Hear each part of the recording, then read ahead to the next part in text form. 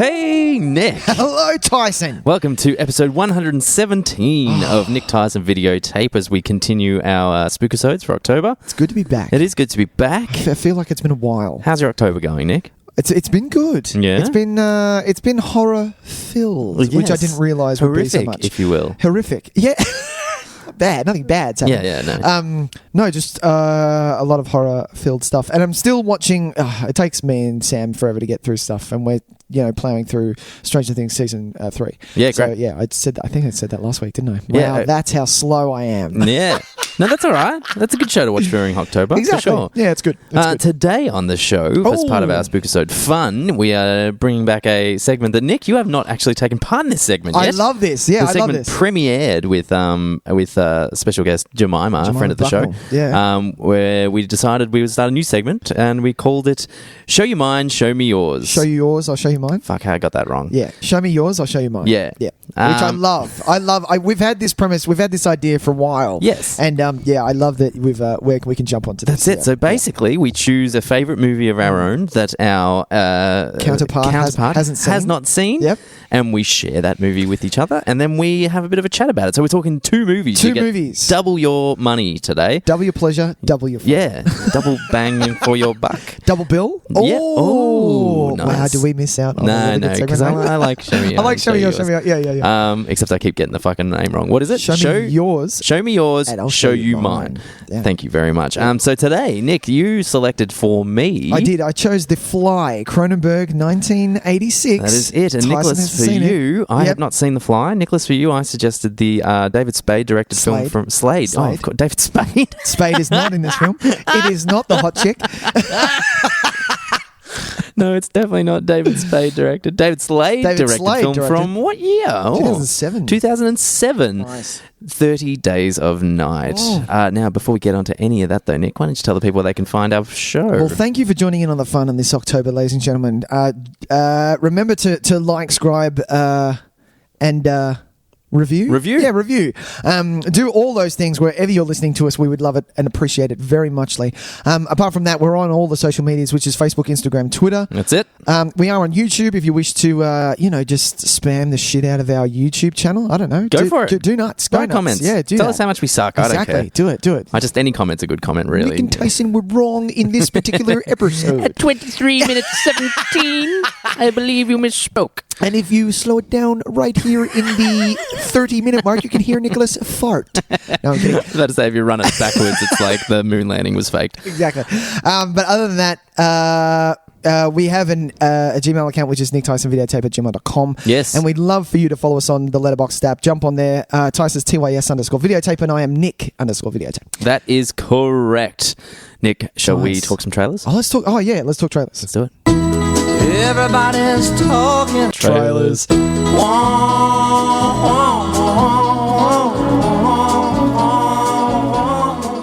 All right. Well, today, Nicholas, because we're trying to find some horror movies worth talking about. Yeah. And this week, this trailer landed a little while ago, probably about a week ago for when this episode will land. But we thought it was worth talking about it because it looked pretty cool. It looked damn good, yeah. And we're talking about The Turning. Should we watch it? Let's do it.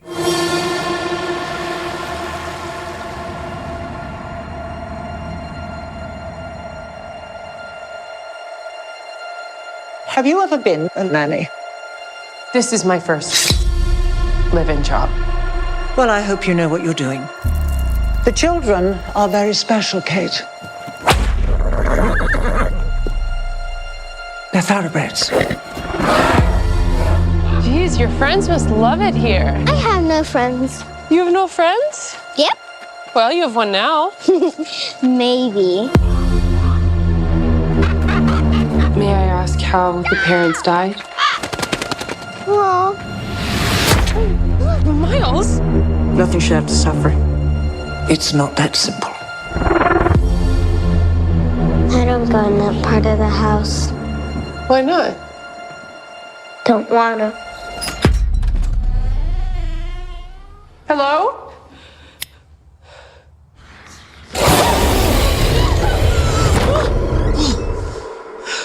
You shouldn't be in here.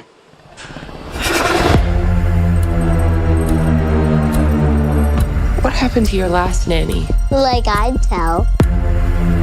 You need to take charge here, Kate. I know what you're afraid of. Keeping the lights on won't keep you safe. Can you please stop? You're gonna leave me, aren't you? I'm not going anywhere. Promise, promise? Cross my heart and hope to die. Everyone dies, Miles. Did you see them? I don't want to play anymore. Hey! Why are you doing this? Stop now. We're not safe! Stop giving tales. Bad dreams?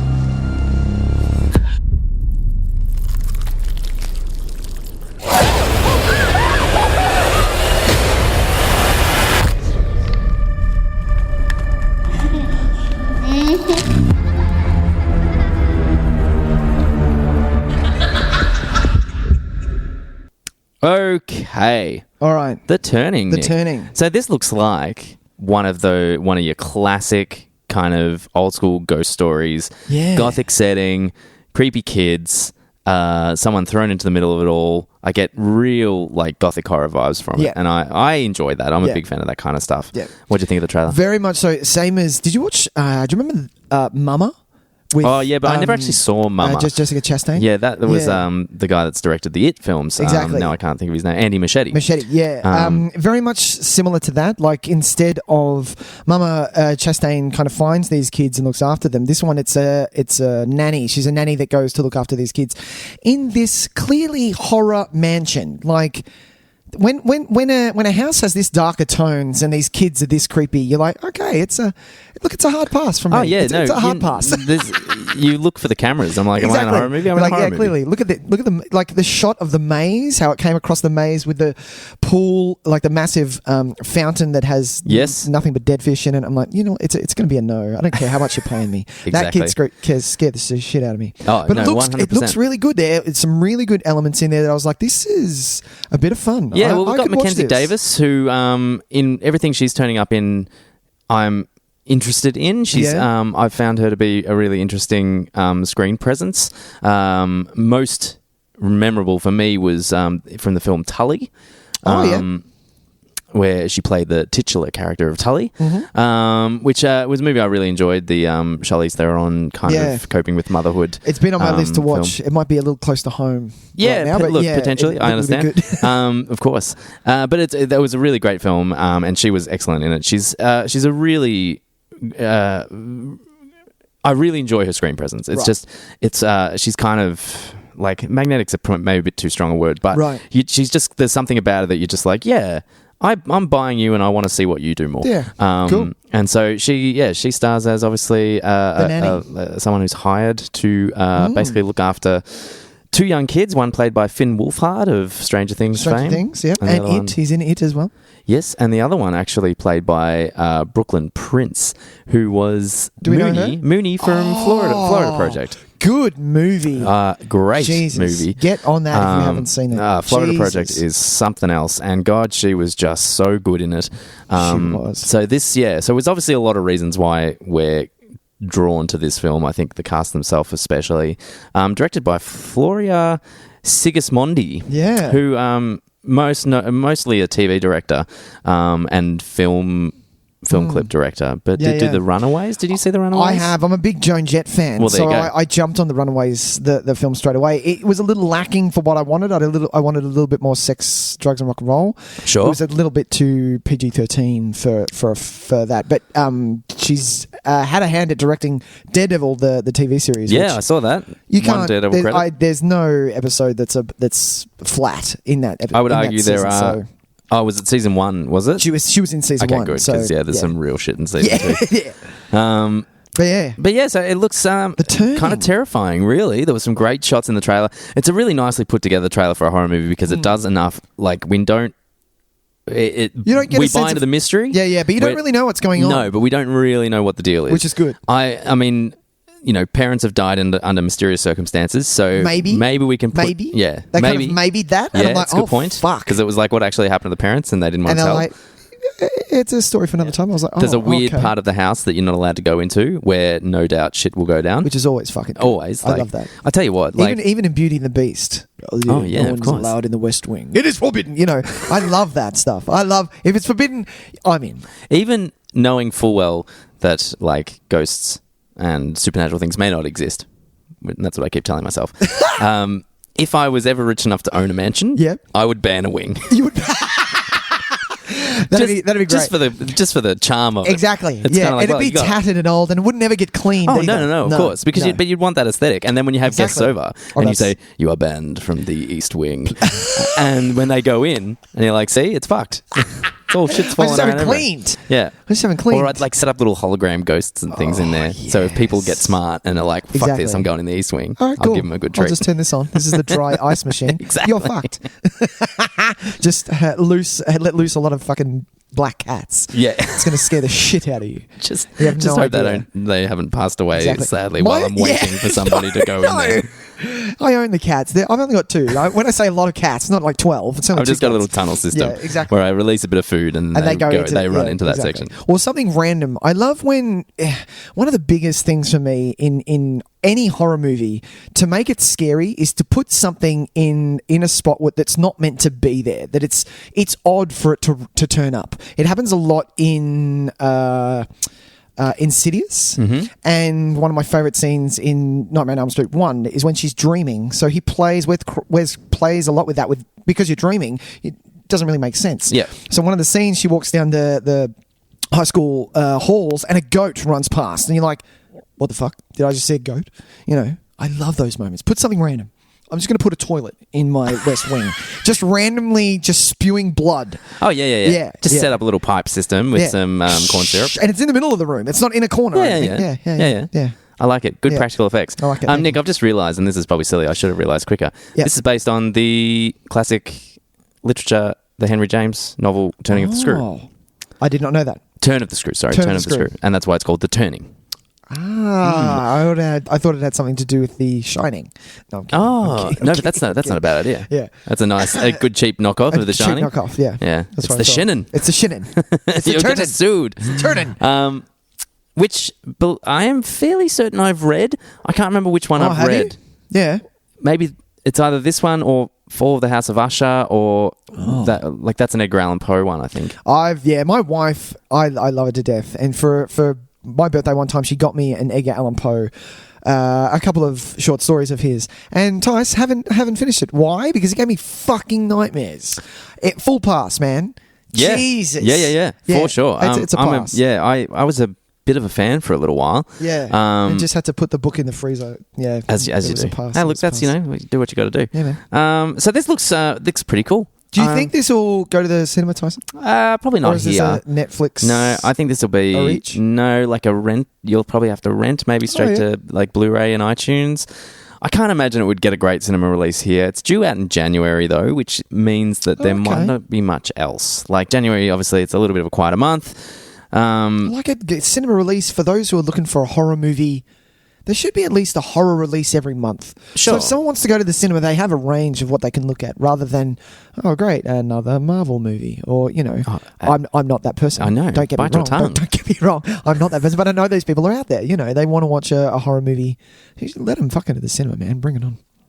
I agree.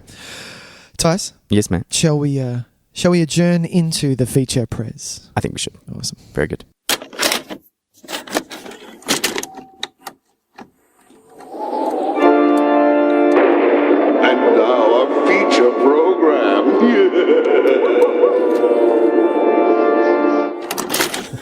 We're getting it done quickly. I like it. So, nice. How do we do this? How does this work? We discuss whichever one you'd like to discuss first. Oh, we don't overlap? We can overlap, of course, but we'll contain the focus to one with overlaps if we so wish, and then we contain the focus to the next one. I've got to figure out a way to edit the trailers into that to make it make sense, so that's probably the best way. I like it. What should we talk about first? I don't know, Tys. Should we flip a coin? Let's flip a coin. Idea. Ready? Heads or tails? Tails. It's tails. It's tails. So we're talking The Fly. The Fly! Okay, let's talk The Fly. I think you're making a mistake. I think you really want to talk to me. Sorry, I have 3 other interviews to do before this party's over. Yeah, but they're not working on something that'll change the world as we know it. They say they are. Yeah, but they're lying. There is a limit, even to the imagination. Human teleportation, molecular decimation, breakdown, and reformation is inherently purging. Where our greatest creations meet our deepest fears. Something went wrong, Seth. When you went through, something went wrong. You are about to go beyond that limit.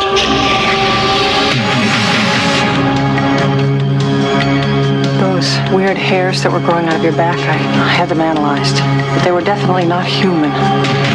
If you saw how scared and angry and desperate he is. I'm sure Typhoid Mary was a very nice person, too, when you saw her socially. No! You're afraid to be destroyed and recreated, aren't you? You're changing, Seth. Everything about you is changing. Oh, no. What's happening to me? Am I dying? I want to know what's going on. What does the disease want? It wants to turn me into something else. Oh, no.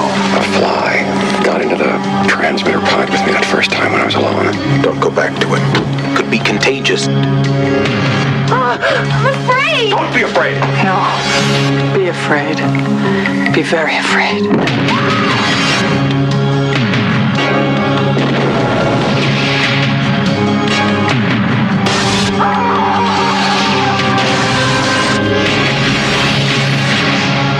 Help me. Please, help me.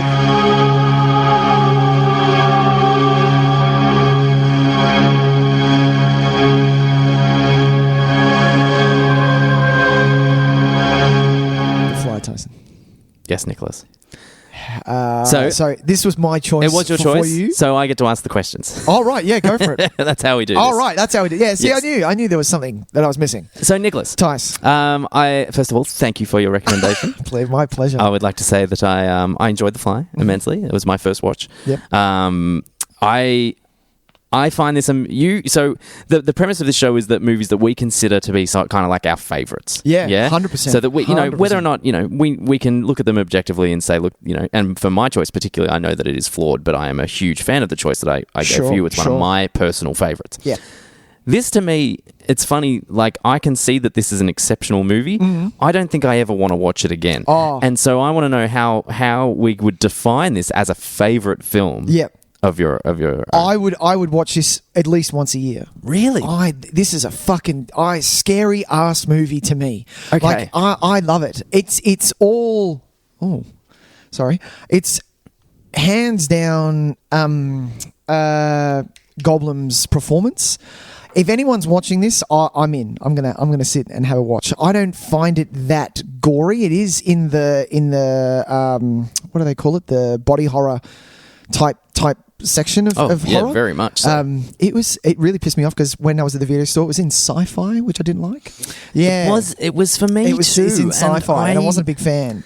I see where they're coming from. It's got sci-fi elements, sure, but it's more of a horror movie than only because from what the original, because this is a remake, yes, of the 58, I believe it was. I could be wrong. I need to look that up. Sure.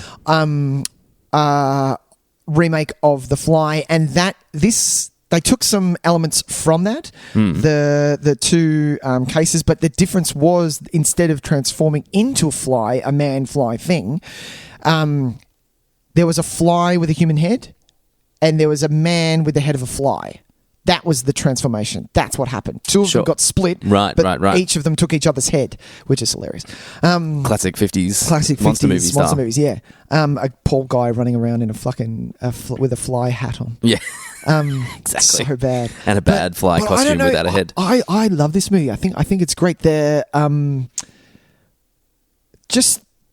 I think it's cast incredibly well. Mm-hmm. I think if any other actor was in it, it probably wouldn't be that high for me. I think Jeff Goldblum brings a lot to this, even though this is kind of written almost for him. That kooky, weird, lives by himself, really bizarre scientist. I agree. love this movie. I think it's speaking in regards to the Goldblum performance specifically. I think he's doing a thing which I think if we didn't know him as a person. Like, we don't know him personally, but he has that reputation. He's quite quirky and very eccentric. It's funny, if we didn't know that about him, this would just be, you'd be like, wow, what a great performance. But you don't realise that. But we actually realise now, looking back, and now that he's become almost like a kind of like a parody of himself a little bit, we can see that nobody else could play this, because things that come across as like, oh wow, what excellent acting, it's kind of just him doing his thing. Yeah, it is. Like he's really interesting intonation on his delivery, his physical quirks, his energy, really, really kind of sporadic levels of energy. Just finds ways to accentuate just the strangest moments as an actor. Yeah, I really enjoy watching him. Yeah, it's a great performance. And you can tell throughout that he really wanted to work hard at making this film not just kind of a joke, because it very easily could be taken as sort of this is just kind of not working anymore. Sure, this is just funny. Whereas, like you said, with the mannerisms and the ticks, the fact that he kind of is slowly morphing into the Fly, that coupled with, I love how there's so many dark moments that he has. He's just kind of by himself. You can see his mind kind of racing and ticking away, and it's really quite dark. And I think that's one of the main reasons why I love it as well. It's not a horror movie and horror. Oh, we can laugh it off. Horror, and a little bit of a joke. Oh, it lingers. This literally, it'll. I was thinking about this for days afterwards. Right. Like, it really stuck around in my subconscious. I don't want to say unsettling. That's overselling it. Yeah. Just in a way that I have flashes of imagery in my head, and it just kind of gives me a little bit of the and then I get on with my day. Yeah. But yeah, I think you're right though, because I do think that there are elements in this that are funny and ridiculous. Right. I think the movie still has those moments, but I actually think that's like a Cronenberg thing. If you watch a few of his movies... see, I haven't seen any... I've seen only this and Scanners. Oh, okay, and that's cool. It. Yeah. Well, he has a strangely off-putting... sense of humour? Yeah, well, you could say sense of humour, yeah, because I reckon he has a really good time making these kinds of movies. Yeah. But also, he builds universes that feel off-kilter. Yeah. So... for instance, how this movie starts, right? Where it's so against what you expect from a normal film. I put it on and I thought maybe I'd... put in the wrong thing? Like I'd missed some or accidentally skipped a chapter or something, because it just starts. Just, here we are. We're at this thing. Yep. He meets this person and says, hey, come back, I want to show you something. And I'm like, oh... what the fuck is going on? Like, we 100%. Jump straight back in, and I think it's a choice he makes a lot, and he's done it in a few of the other films that I've seen that he's made, where there was that little stint where, like, if I look at something like Eastern Promises, there's not so much of it in I have seen that. Eastern Promises. Yeah, keep going. But things like History of Violence, Existenz. I have seen History of Violence. I have seen Cronenberg. Sorry. It's you know what it is? History of Violence and Eastern Promises. I find that it's a very different Cronenberg compared to Videodrome, Scanners, and this. Yeah. Do you know what I mean? For sure. Yeah, even Existenz, which elements. I've been told is very Cronenberg. Existenz is pretty. It's 90s, so it might even be early 2000s. So it doesn't feel like those other movies. But I think History of Violence has a lot in common with this. Okay. But yeah, Eastern Promises maybe is his most commercial film. Sure. Even though it's not really. It's not really, but yeah, it feels like an Eastern European mob movie. It doesn't feel like it's dealing with the same stuff that some of these other films are. Yeah. But yeah, I think he deliberately tries to kind of make you feel off kilter from the beginning. He has this I don't know if did he write the screenplay for this, or he took the screenplay and adapted it. He adapted it. Yeah. So someone else had written a screenplay, and he basically kept the initial premise and then just threw out most of the rest. Yeah. But his choice of dialogue is always a little bit strange. Like it's not really what any normal human beings would say. He's blocking the actions of characters, the way he just kind of just throws you in the middle of this thing and you feel like you're not ready for it yet. It's like, whoa, hang on, what's going on? Who are these people? I haven't met these people yet. Yeah. It's all just to put you slightly off your center. And I quite enjoy that. I feel like it's a really effective way to, especially for a film like this. And it's a very small cast, so you're not jumping around too much with too many too many things all at once. You're not having to juggle too many things. He's letting you kind of just sit there and live in the world that is... What is his name? Stu? No. Seth Brundle. Seth Brundle. Seth. I love him. Jesus Christ. I would argue that the you size of the cast is a problem with the movie. Oh, really? Yeah. You don't think that it could move elsewhere, maybe? No, I love that. I love the setting. Mm-hmm. We're going to talk about... It's funny because it's impossible... When we did this episode with Jemima, it was really interesting. The things that we found were similar between... We did The Grey and Moonstruck. Movies that you don't think would have similarities at all. Right. And we found these really interesting through lines. And some of the ones that I found in The Fly and 30 Days of Night are in there as well. And one of them is the isolation of the setting and how effective that is to the storytelling, which I think is really cool. Because, that apartment / workshop... / in the middle of fucking nowhere. Yeah, it's perfect because it's so isolating. Yeah. And so it feels like... You know when this is the way I equate it to, right? Correct me if I'm wrong, but you know when, like, let's say you're really hungover. Yep, right? 100%. This is back in our early days, right? Give me some fruit and some really cold air on my face. Exactly. Yeah. So let's say you were really hungover. Did you ever have those hungover days where you didn't see another human being for the entirety of the day? Oh, fuck yeah. And how weird you felt when you went back to bed at the end of that night, literally without having a conversation with another human being? That's fine. Do you remember that feeling, though? Weird. It was the next day when you see people, you're like, oh, hello. This movie is like captures that perfectly because when you are in that apartment / workshop, you're in your own world. You feel like you're in your own world. That you feel like the outside world has no effect whatsoever. Even the love story elements feel so magical because it's their own. They're just in their own space. Yeah. And whenever we left that space, you could feel that it didn't feel right. Yeah, which is why the scene comes to mind when they go to the market. It's not any dialogue, but you see it with a kind of a score in the background. Oh, it's so weird, that bit. And they go to a market and buy a necklace, and you're like, this shouldn't be in the film. No, this it feels is really weird. strange. This is really weird. Although and then she's wearing it, so I suppose it's exactly it's needed. Meaningful. It's needed in there. But what I was saying about the cast is I think that the other guy, the manager who / ex-boyfriend Stathis. Yeah, we're going to get to him. Well, we might as well talk about him now because I'm going to talk about my problems because I think he's the biggest problem with this movie. Really? I think he's a coverall for too many different things. Right. And it becomes... I watched the finale of this movie. Yep.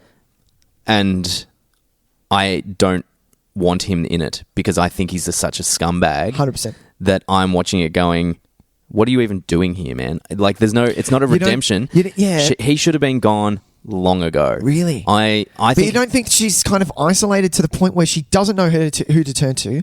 She the only person that may have a grip on what's actually happening in that factory / home, and she has to bring an asshole, and he is a 5-star asshole. Yeah. This guy, into this scenario. So you're kind of juggling with what happens to him, whether it's good, whether it's bad. You don't really... Yeah, he kind of gets his own comeuppance, but at the same time, my God, what the fuck has Seth turned into, sort of thing. Yeah, I do see that element to it. It didn't work for me, unfortunately, because I find him irredeemable. Yeah. So by her being not forgiving of him, but being at the point where she's willing to share with him and ask for his assistance actually makes me like her less. Yeah, right. Because I'm like... How can you still be talking to this person? Back to that guy. Like, 100%. I actually, I'm not saying we talk about this all the time whenever we suggest that what we would have liked better. It's not like I think it would make the movie better. It's just something for me that I would have liked to have seen more. 100%. I think I would have liked a different boyfriend. Sure.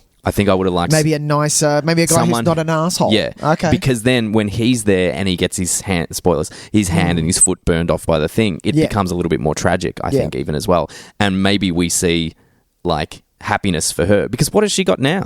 Like, it's such a sad state of affair at the end. I love this fucking ending. But she is lost. Imagine what I want to see is 10 minutes after this movie ends when she has to leave or fucking call the police, and oh man, that's just a mind fuck of its own. I don't think she deserves that as a character, though. Really? I think she deserves a bit of happiness at the end. Really? Yeah. Because if you want me to buy into that tragedy of it and that love story, we do need hopefulness in that. Which is what reading up a little bit, Cronenberg wanted a love story. He didn't want a monster movie. He wanted a love story. Oh, I love their love story. I love it. I think it's great. I think they're really great together. Their chemistry is lovely. That scene they where were together at the time. Yeah. Oh, yeah, of course. Yeah. That's right. When she says, let's go away for a holiday, and he's like, well, let's order I love that scene. I think it's beautiful. Yeah. Really, really nice. And you believe his kind of jealousy, talking to the baboon, kind of getting a little bit drunk, going, of course. Fuck this, well, if she's going to just, this is such a great moment and she's not here for it, well, then fuck her. I'll just do this without her then. Yeah. And it seemed like... very believable. It was super believable, and I really liked it. Yeah, but it's just that, I find him, the other guy... Stathis, man. Yeah, he's the weirdest. I think he kind of was done. I feel like his arc would have been better having finished earlier. Yeah, 100%. I agree with you there. I never thought of it like that. To have a guy who's actually a good guy instead of the 5-star asshole. That's you would go to him with something like, "Hey, I have to have a medical emergency. I have to get a baby out of me. I have to do it quickly." You go to someone who you really trust for something like that, and he is not that person. But even like initially, when the first thing, because he is the first one that she really tells the extent of what's happened to.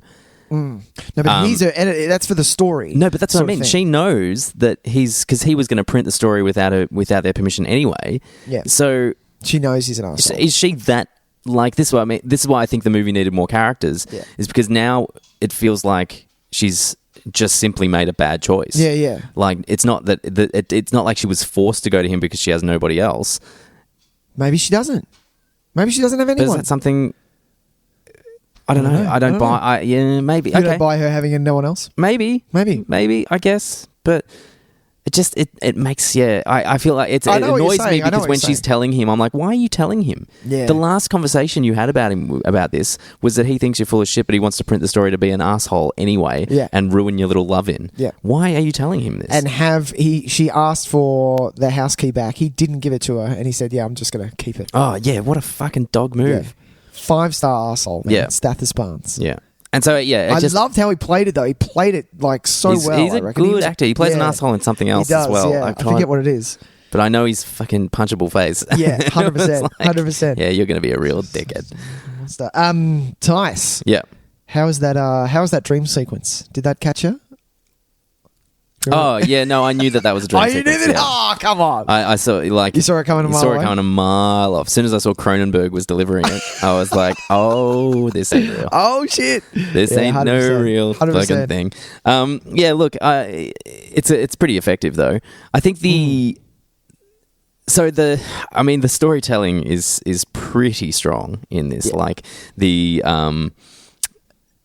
it's funny how their trajectory is actually kind of similar, if you know what I mean. Like, so he has made a choice that has now put something inside of him that he cannot get rid of, and she has now reached the same point as well, and I really liked that. I was like, at first I was kind of like, oh, does this need a pregnancy story? Does this movie need a pregnancy? And then it kind of was like, oh no, sense. It's really, they're obviously on the same trajectory. Yeah, but that scene's pretty gnarly. Because I remember when I first watched it, that was the scene that made me really, really go, whoa, this is a bit much. Like, we're really... That was the scene? Really playing with that. That was the scene? That was the scene. Yeah. Nah. What scene did it for you? What are you talking about? I'm trying to think. Okay, arm wrestle? Oh, fucking that arm wrestle's great. So good. That's such Cronenberg effect. Yeah. I don't know how he does it. He loves like, it's so obviously fake, but he just has a way that it just looks gross. Yeah. Even though you know how fake it is and you can see how fake it is, he just has a way. There's whenever he does that kind of violence in his films, and he does it a lot, obviously. Like he loves a good head explosion, 100%. The all-time great one in Scanners. But even like History of Violence, there's a shot where someone gets their head stomped or something, and people get is full. Man. It's just he just knows how to make you just go, oh, because it's not action movie violence. No. It's not blood packs going like RoboCop. It's none of that. It's actually no. I'm going to sit and you're going to. It almost holds the shot a little longer than normal, and you're like, did you catch that? You know, did you catch that? There you go. Yeah, maybe and it's just that extra fuck, 0.5 of a second. Go away. Where you see, not only you see it move a little bit and then you see the blood and then you start see the bone, but then you see kind of liquid or whatever the fuck it is coming out. Whatever, like, you're like, whatever odd liquid fuck? that he's fascinated with the insides of our bodies. He loves it, man. Anything grotesque, like when Brundle tries to eat and he shows them, like he does it like by accident in front of her, like kind of just coughs it up. Oh, sorry, that was really gross. Sorry, that was really gross.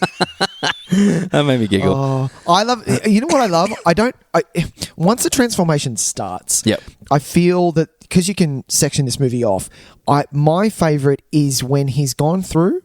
He's feeling a change and he's just deteriorating. You can see him scene by scene. He's just getting slowly worse and worse and worse. And you see more flies and more mess and all of that stuff. So before he realizes what's actually happening to him, those are my favorite parts of this movie because you can really, not only does the darkness amp up in him, he's sitting there with the girl going, it's your turn sort of thing. And, he's just sitting there kind of thinking to himself while everything's going to shit in his head because you can see that his brain is running a mile a minute. Yeah. And then she asks, does he want a massage? And he kind of slaps her away and goes, no, don't touch me. You know, and that's kind of that's the moments that really sit with me. I love those moments. Yeah. It sounds funny to say that, you know, his appearance in those scenes is the most unsettling, but there's something really off-putting about how it's just like he's got really bad acne and he's really sweaty and pale and gross and he looks like he hasn't showered in however long. Months, man, like months. And he's got those little hairs coming on the back, but now that they're coming out of his face and you're like, fucking what? And that's, obviously that's, you know, I think my most uncomfortable scene was him in the mirror.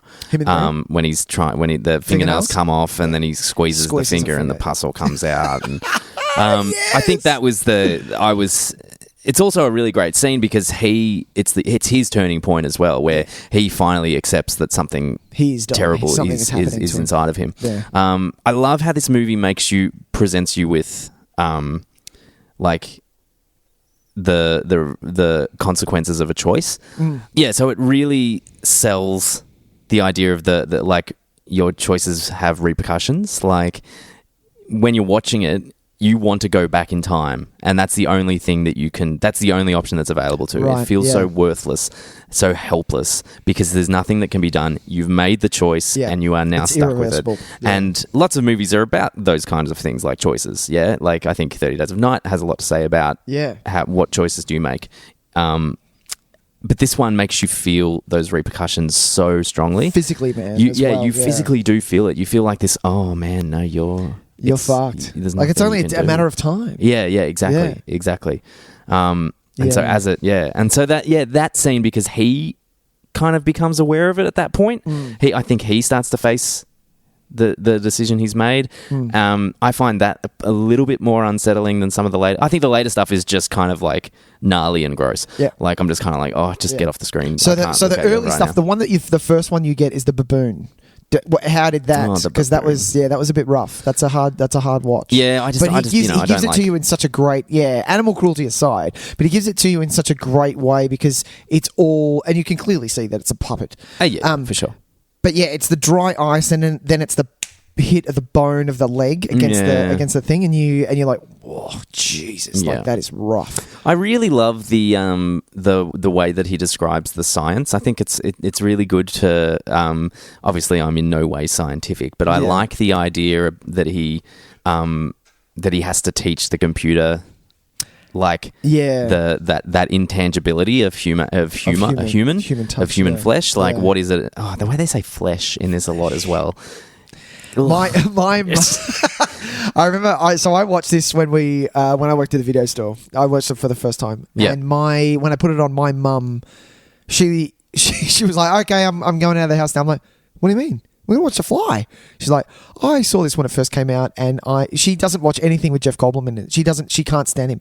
This movie horrified my mum to the point where she can't watch anything with Jeff Goldblum. She very uncomfortably sat through Jurassic Park. That's so strange. Yeah, because of Brundle Fly. Can't watch it anymore. I mean, like it's yeah. turned. Look, like, yeah. I guess I get it. Brundlefly is fucking terrifying. It's funny, actually. I'm going to take that back. I was not scared at any point in this film. Yeah. I don't find it scary It's not scary? in the least. I find it really just gnarly. Like, Unsettling. I'm just watching it and I'm like, oh God, I want to have a shower. I want to immediately like scrub my body. I want to exfoliate. You know, it's just it's off-putting. So yeah. good. I actually So good. think that I feel like the tagline is kind of misleading. 100%. Yeah, And I think the tagline is from the old one. They tried to keep it in or something. Right. Yeah, I didn't realize that. yeah. Because I also find that line What of is the dialogue tagline that for she our says in order to shoehorn it in as well, I find that moment a little bit disingenuous. Be afraid. Yeah. Be very afraid. Because at that point, yes, look, he's trying to shove her through the machine. Yeah. But for all we know, if there's not another fly trapped in there, she's going to be fine. Should be fine. She'll And get that's the through- thing. she'll Like get through it, no the dramas. machine works. The machine works. Yeah. Teleportation has been invented. in And this look, movie. to that point, I mean, his intentions aren't exactly noble No, in any way. no. But he just wants someone that can be on his level. be on his level. Yeah, And basically 100%. keep up with him in his little bang fest that he Yeah, wants. Seriously. He loves it. pretty It's gross. Cronenberg, man. Jeff It's Goldblum. Cronenberg. Something about Jeff Goldblum being like sexual that I'm not comfortable with. It's because he's so fucking tall. The man is 6'7". Is he 6'7"? No, surely not. He is 6'7". massive. He is huge. Jeebus. He is. Well, Gina Davis is no shrinking violet. No, either. exactly. She'd be over She's 6 quite foot. tall.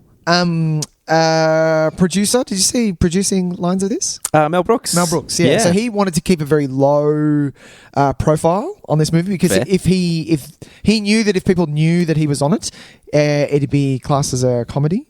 This movie's like a funny score and a few one-liners away from being a Mel Brooks movie, though. Really, don't you reckon? Without the horror, the gore in it, 100%. Some of these lines, 100%. like some of these moments, where if you put a funny score underneath it, like him crawling along the roof, Oh yeah, you'd probably think it would be a comedy. 100%. I love it. I love a good. I know you'll be a fan of this as well. Oh, he's only 6'4". God damn it! But still, it's fucking tall. 6'4". Yeah, Jesus. He'd tower over both of us. Exactly. One of my favorite things to watch because I watched this. I wanted to get my DVD of it out, so I watched it on DVD. Oh right. Menu screens, Tyson. Oh yes. I'm a big fan of someone who has taken the time to put together a menu screen that is a thing of its own, rather than if you put on any Marvel movie on hard copy, whatever it is, it will show you the blockbuster shots, the highest, the money making shots. Right, that would kind of like they'll in the fade background. in and Yeah, out in and stuff like that. And that's fine, but I Yeah. don't want that. I want some creativity. Sure. The menu screen of this is his set, his computer screen? his lab. Oh. You see both the pods. Yeah, his cool. lab, his bedroom, everything. Yep. And all you hear is, Oh no way. and it is so fucking awesome, man. And that is it. That's great. Come on, that's a fucking rad menu That's screen. clever. That's I like so that a lot. Good. So good. What else was I going to say? Okay, well let's one more thing. Let's jump to the ending.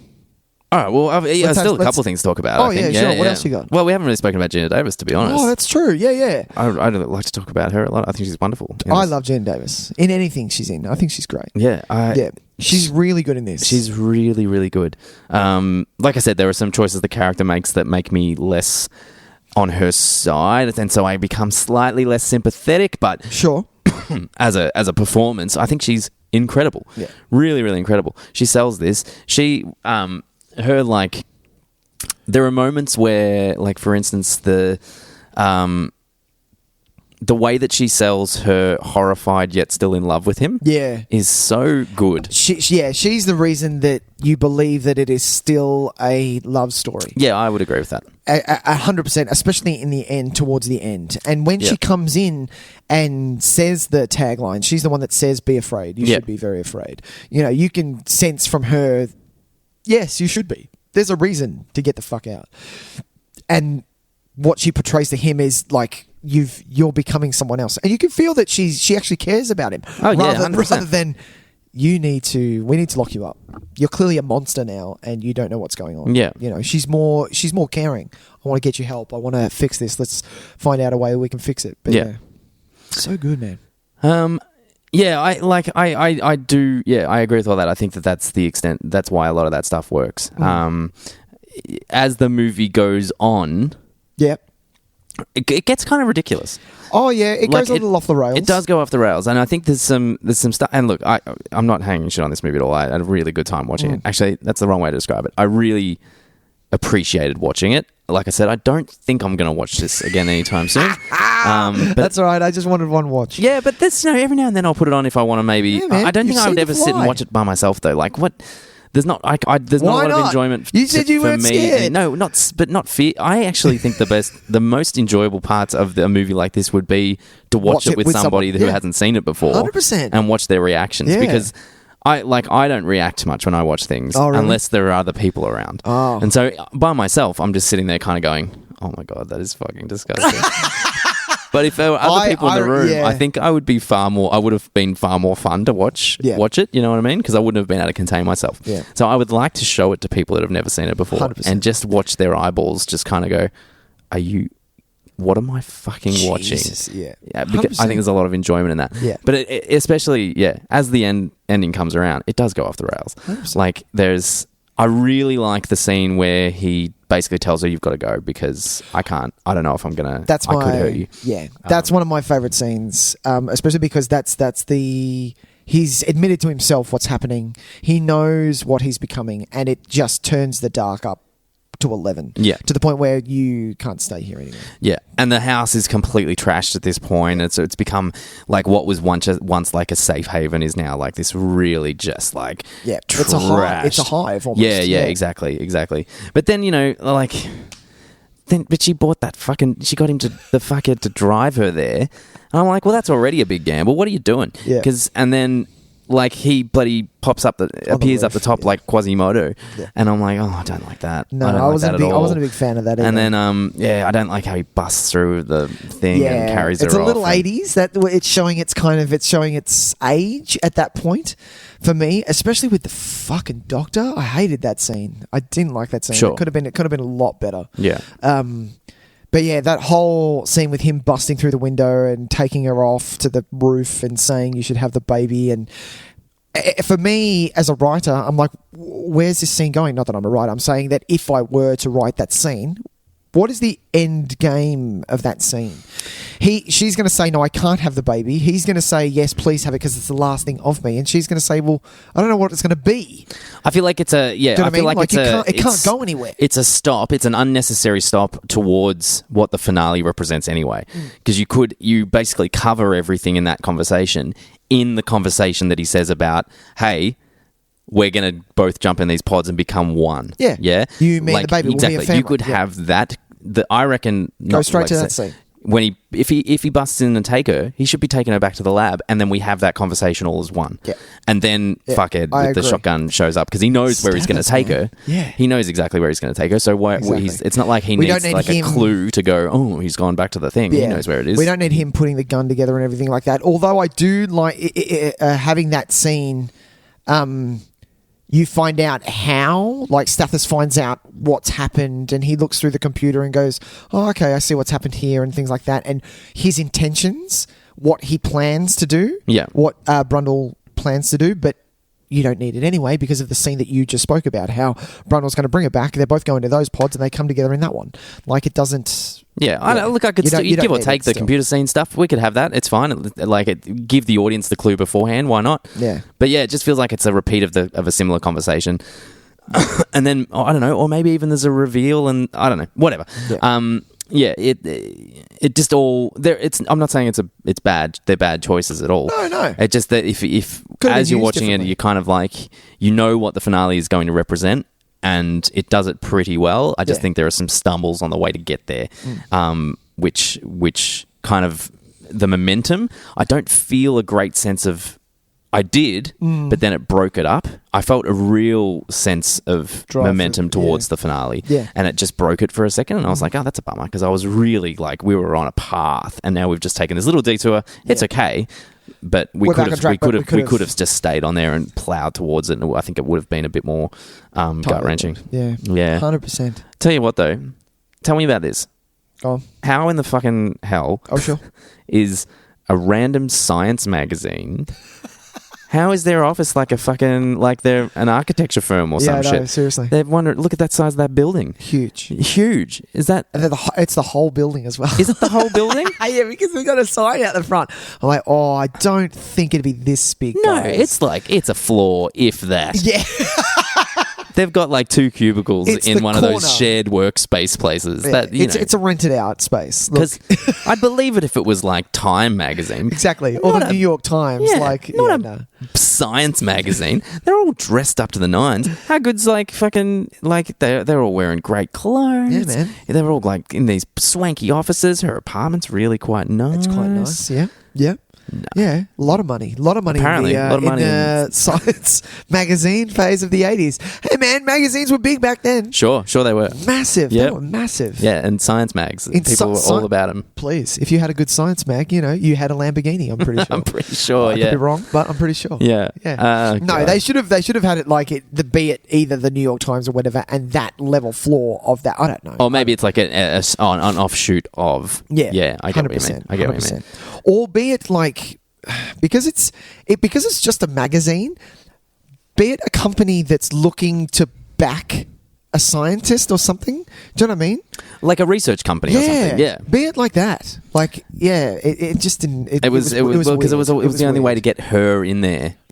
But it's still. She could have been something else. She could have been a scout looking for the next best thing. Yeah, at an expo or something. She could have been a scientist herself who is like her job is to find interesting projects worth investing a lot more money into. Yeah, 100%. And he could have been like, all right, well, if you have to go and spend time there to figure out if this is worthwhile, then you do it. Exactly. It just made me giggle. I was like, oh, good old that science mag money just pouring in. Did you see so many subscriptions? I think it was the second time. So the first time, the bit that you were talking about when he pulls off the fingernails. Yes. The second time that he goes to the mirror and has a look at himself.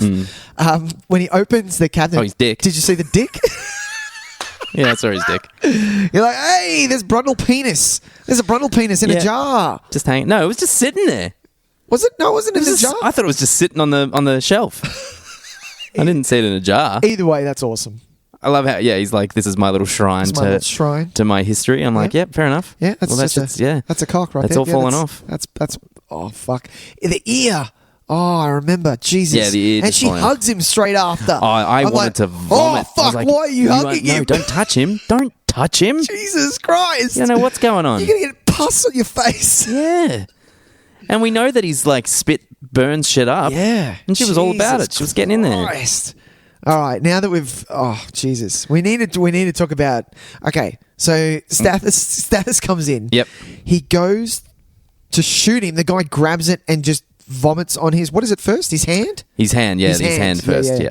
And that's just a beautiful, in the way of Raiders of the Lost Ark. Oh, I love those effects. Waxed, burnt, and rewound backwards. Yeah. Like, it's such a great... Oh, no, rewound? No. Fast forward, It's played in kind of fast forward, yeah. Such a good effect. Though. Oh, I love it. It's with the bones sticking out, the two... You're like, oh, Jesus.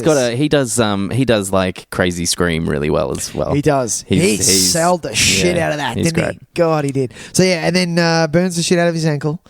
And then you get one of the best moments is Brundle dragging Gina Davis. Yep. And then his shell of his human body literally comes off. So great. And it's disgusting. It just splats to the ground. Like there's just these like... It's just the skin. It's just a raw gnarly fucking skin, and it's messed up. The finale's pretty bonkers, and I really did enjoy it. To be honest, I thought when he was transported, when he was half outside of the machine... Oh, yeah. I didn't think he would become a mixture of the machine and him. I thought it would be like... because he's essentially outside of the machine. Yeah. So I thought that it was going to be like half of him, or like whatever was outside of the machine. Sure. So there would be like spillage. Yeah, like he'd become like this weird, just mooge of like buildings, bricks and floor tiles and like a rubbish bin and like whatever was in the area at that time. Yeah. I forgot. That was the one bit that I forgot. I forgot that he becomes part of the door. Yeah. I forgot that. Because you see it and he just, oh, Jesus, It's he just just so comes pathetic, out. yeah. And no, but that's the By thing. that Like at point. the end, at that point, it almost becomes just really fucking sad. Oh yeah, that's I mean pathetic hands in the like truest sense of the word. Like Yeah. it's really sad, and Yeah. it's I do buy it. I'm 100% in. yeah. Yeah. I love how this movie's just like blow his head off, freeze frame. How good is it?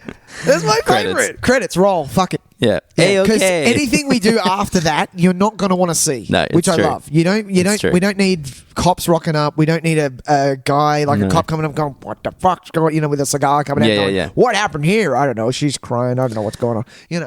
The only thing I think I would have appreciated it, depending how you, and this is what I mean, I wanted there to be some hopefulness at the end of the movie. Sure. Maybe was not Cronenberg's intention. Would you like So- maybe her having a baby and it just being okay? No, I think maybe No? even just like 10 seconds of just breathing? silence, her on her knees, just kind of No, but she's wallowing in what is surrounding her. A man with Jesus. now a stumpy hand, stumpy leg, who she doesn't even really like that much anyway. The love of her life in literal pieces on the ground. This apartment where there was so much happiness for her, which Yeah. is now the cause of all of her sadness. Yeah. And just letting her like stew Sit in in that it? for a second. Really? And You well, don't that's what I think mean. that's a bit Let's have more one. fucked? We'll have one or the other. Either have some hopefulness or just fucking rip our guts Really? right out. Jesus. Okay, I like it. I think it was just a little bit quick. I was just kind of A like little bit too quick. We just Okay. didn't get the chance to really kind of like Okay. like suffer in our circumstances for a little Yeah. bit. Just sit with what literally just happened. Yeah. Because the last 15 minutes is a lot to take in. Oh, Because yeah, it like, really it goes- rides off the rails. Lots of shit. It really rides off the rails. Like you're reacting to a lot of things all at once. Yes, Like indeed. she's conflicted. This is the thing. Like it doesn't happen to. If the transformation happened to someone like Stathis, you wouldn't give a shit. But because we've seen this couple come together in Jeff Goldblum and Gina Davis's characters, Yeah. you're scared for him when he says, "I'm scared." You believe him because Of course you do. you can't do anything. He's not gonna. He could maybe because he is a scientist think of something that he does, but fortunately, it's not a great idea. No. Like when you hear the idea, you're like, yeah, that's not going to happen No. because she's just going to come out with bug eyes on her. Yeah, back. and I think Like- that's the fact that it is such a worthless plan, and we know that it's not Exactly, going to work. And the it's way he's all like done. trying to think of ways that if he kind of goes through again with another human, and maybe he'll Yeah. inhabit more of the human qualities, and it's kind of like nah. It's not going to work, So it is at the end. It's really sad. Yeah. that she just has to. That's it. Literally just blow his head off. It's kind of unfortunate. Like I think it's a good choice because it goes to what I was saying before about how it's just kind of like, oh man, what a bummer. Like that it didn't have to go like this. Like Yeah. it was just really shitty timing and just a one minuscule bad decision. Yeah. Like, you'd had a bit too much of that champagne, which he was slamming back. Yeah. Just got in at just the wrong time. Yeah. Like that once, if it had been 10 seconds either way, it probably wouldn't have been a problem at all. And it just, It was harsh. it is harsh. I love that ending though when he comes out of the pot. It's the hold where the door slides open and he has all the dry ice smoke come out and he just goes wah! And just lands and you're like, fuck. Yeah. This is. You think it could get worse? It just did. Yeah. And shout out to all the practical effects in this film as well. Like Yeah, they are something else. It's not Stan Winston, No, I believe. I I don't. don't think it is. is. I'll have a quick squiz. I feel like it might be. Because I think it's someone else. Oh God, what's his name? No, I don't recognize any of them. No, because it was damn good. I feel like would Cronenberg use his own guy? Yeah, maybe. It's pretty. It just seems like him. Like I remember, because the only other body shock one of this era that I've seen is Scanners, and I remember getting bored very quickly, and not really paying any attention, and I think I ended up going off and doing something else. Oh, what a shame. Yeah. That being said, I do own it because I know how big of a influence it was on the cinema landscape. So I'm going to give it another shot and see what happens. What is Cronenberg's a bit. I don't know. I I always tend to enjoy his films. Yeah. But the only ones that I really feel, well, the only one I should say that I really feel like I could repeatedly go back and watch is A History of Violence. I think that movie is fucking incredible. Yeah. I do struggle a little bit connecting with his films. Yeah. I actually found this to be probably on an emotional level one of the strongest ones. Best, yeah. I think it has to do with casting. I really do. Maybe, yeah. In the wrong hands, this would have been shit. I just every now and then I kind of watch one of his films and they just leave me a little cold. I'm sure they're meant to in a way. They seem like they are kind of alienating, but maybe that's not what I go to for a film anyway. 100%. Anyway, but thank you, Nick. Oh, Tys, my wonderful recommendation. Absolute pleasure. Should we move on to my recommendation for you? Please. 30 Days of Night. 30 Days of Night. Somebody! Help! I saw the teeth. There were vampires here. Vampires don't exist, Jake.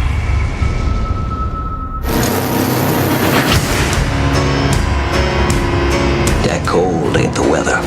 That's death approaching. We're tearing through everyone's home.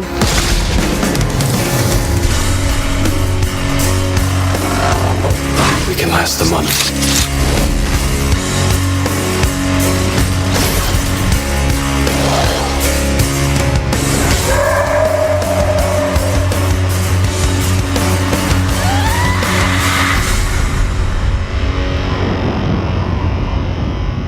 So, Nicholas. Tyson. Vampires. Vampires are my favourite, I think. Vampires what? Vampires, are your favourite? I think they're my favourite, horror movie monster. Yeah. Really? I think I like vampires. Fuck. That's a hard question. I'm gonna come back to me. Sure. All right. I will watch even the worst vampire movies, I think. Right. Where I can't really say that again about many other... Vampires with James Woods? Yeah, it's a real shame that James Woods is starring in that because, God, what a piece of shit. But... 100%. Tys, though, take me back to 2007. Because I remember when this sucker came out and there was a little bit of buzz around this. Everyone was kind of loving it. It was relatively popular, yeah. It didn't, set the world on fire, but I knew it was popular enough to warrant, a straight-to-DVD sequel. I think it was a strong rental more than a box office hit. Yeah, I think hit. that was as well. Yeah, I didn't see it at cinemas. I saw it on DVD. Yeah. And I immediately found it just really refreshing because we were right in the midst of a bit of a turn towards... Seven. It was a lot of body horror, wasn't it? No, it was more... as far as vampires were concerned, it was around the time where vampires were getting... Glittered, for want of a better word, yes. So they were losing a bit of their effectiveness. They were being used more as tragic kind of anti-heroes. Yeah. Which especially with True Blood as well. So you've got True Blood, you've got Twilight, you've got a few vampire Well, and things look, you can even probably say the same thing about certain elements of Buffy and Angel, shows that I absolutely adore, but they maybe contributed to romanticizing vampires a little bit too much. And I'm not saying I don't enjoy that. I quite enjoy Interview with the Vampire 100%. And I've read a few of the Anne Rice books. Yeah. And so I like the mythology surrounding all that, but I also like brutal, deep down, from dusk till dawn up vampires. Fucking hell. And so watching this movie and being legitimately scared of the vampires, right, and finding them really threatening. I was like, it's good to see this because again. it's and that's what this movie does, doesn't it? It doesn't. There's no garlic. There's no inviting me in. We are vampires and we're here to fuck you up. Yeah, they're just rabid creatures that will. Yeah, obviously there's still the sunlight thing, and that's the premise of this whole film. Yeah. Which and props to the actual graphic novel writer. Yeah, what a great fucking concept. Awesome. Surprised no one's ever thought of it before. No, exactly. That's a great idea. Such a great idea. When you think about, when you hear about these towns, I remember, there's a place in Norway, I think, as well, that is constantly in daylight or something. Yeah, so never... Insomnia. Yeah. The movie Insomnia. Oh, that's right. Yeah, of course. Yeah. And, when you hear about stuff like that and then, so there's this town in Alaska for 1 month a year, it's constantly nighttime. Yeah. And in my head, I'm kind of like, oh, that sounds cool, I guess. I would fucking love it. It'd be really weird. You'd kind of, your body clock would go to shit and you'd probably need to take vitamin D supplements. But and everyone would be pale as hell. But like, I don't immediately go, oh, imagine if vampires turned up. Yeah. Like, I don't know, but I don't know why. Yeah. I should. I love vampires. It should have been the first thing I thought about. It should have, But it wasn't. I just remember reading that concept and being like, that is fucking amazing. It's a good concept. Because there is always, that's one of the things about vampires, I think, which is a clever addition to the folklore, is that there is the respite of daytime. Yeah? Yeah. So what makes them kind of, you don't have to defeat them, you just simply sometimes have to survive. Yeah.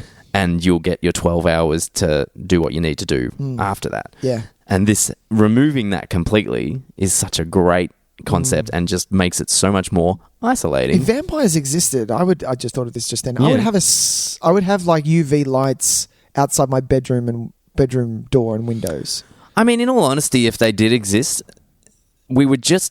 someone would have figured out a way to make every light globe a UV light. Yeah. And you flick a switch and your whole house turns to UV. No, it's just on all the time. No, you can't have that. It has to be a switch. Why not? It's cooler. Oh. So you can lure them in and then... 100%, man. I reckon it'd just be like... But I love the old street school... lights would be UV lights, and so you'd just be like, can't get me. Yeah, good point. They're all dead anyway. I like this, Tyson. It was refreshing. Like and you hit the nail on the head. I don't think we've still had a film that takes vampires like this and runs with it this hard. Do you know what I mean? Like it is the romanticizing the vampires. It is the, being a vampire is almost a power. It's almost a superpower. Yeah. He's a vampire, he'll be fine. But yeah, I really dug the premise of this. Yeah. This was such a good idea. And they're like ugly creatures. They're animalistic. Yeah. They're terrifying. They and there's elements to it that I really enjoy. The way that he's like. There's a plot point where they decide that they're going to burn down the whole town because they're running out of time, the vampires themselves, and they don't want any survivors because they are more effective as a legend, as this thing that can't be defined. It's like they know that if it's confirmed, yes, vampires are real, they tried to get this town, that it's probably the end of them for them. Yeah. So there's that.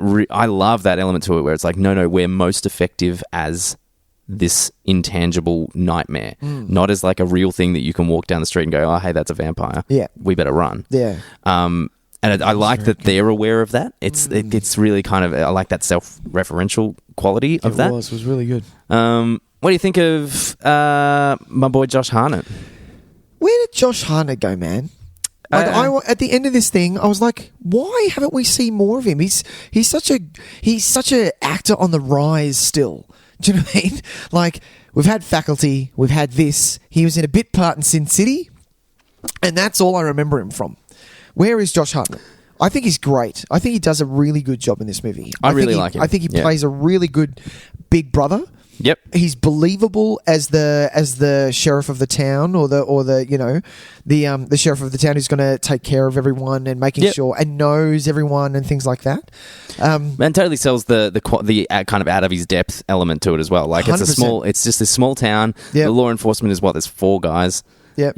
Or 3 and a grandma. Yeah, and his grandma. And his grandma who's just like working the desk. Yeah, she places the calls. Yeah, and that's it. And he married the fire marshal because that's what you do in a town of a population of 300 people or whatever it is. And they went to high school together. Yeah, exactly. And so he's really good at convincing. He convinces me that he's well out of his depth and is just doing everything in his power to control the situation. I find him really effective. Yeah. I think really the entirety of the cast are saddled with some not great pieces of dialogue that they have to try and work pretty hard to make convincing. Yep. Well, this was my only gripe with the movie, was that the dialogue and the script could have just been a little bit tighter. Vampire wise, it was spot on. Don't change it. Yeah. Like it was perfect. You didn't need to change the thing. What happened was that you lost our human element of this movie. That's what I felt. Like I was torn between, there was some absolutely breathtaking aesthetic shots of this movie. Yeah. Where you can literally see that the director had lifted it out of the comic. It was clearly a panel. It was done beautifully. Even where he sat the camera and you had nothing on the left side of the shot and everything was happening on the right side. It was so beautiful. And then he let it down with some little bits that I'm like, well, why the fuck are you guys doing that? Yeah. You know, and it wasn't me getting into the movie and going, no, don't run up the stairs. It wasn't that. It was like, well, what the fuck was the point of that in the movie? There's some logic. You have to make some logic leaps at times. They tend to be unable to move around the town, and then yet at other times sprint across and not be seen. Yeah. That they have to be whisper quiet, up, locked away in a basement, yet they can yell at each other on the street and not be discovered. Yeah. So there's little elements like that which you just have to kind of brush past. And I remember in my head, I'm like, yes, no, I know that logically some of this stuff falls away a little bit. It doesn't affect my enjoyment of the film in any way because it's just things that they've got to get past in order to tell the story. Yep. But yeah, and every now and then there's just lines of dialogue that I just think on paper probably read okay, but when you say them out loud, it's like, maybe you should have taken another pass of that because they feel clunky coming out of people's mouths. Certain lines of dialogue. Dialogue was okay for me. It was the action that certain action pieces that I was like, well, why are we doing this? Okay. Like as a group, you know what I loved? I loved the fact that they hit up in the attic, which seemed clearly 2 weeks had gone by, and the only thing you could tell by was Hartnett's beard. As soon as his beard changed, I was like, oh fuck, a fair amount of time has gone past. His beard's quite, it's quite in. Yeah, sure. But then after that, my man Mark Boone Jr., who I love from Sons of Anarchy. Yeah, he's great. He was like almost second in command to me.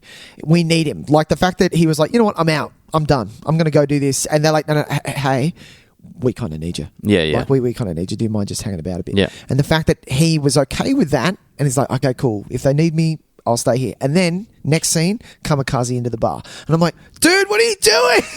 That scene actually made me feel like there was something missing that they'd cut a little bit I felt out that as well. because I mean it's pretty swift, this movie. I think it's about an hour 40, which is it's better that it is, but it does miss opportunities to breathe a little bit, and I would agree with that because that I find you're right, that moment feels a little bit rushed to me because I love it.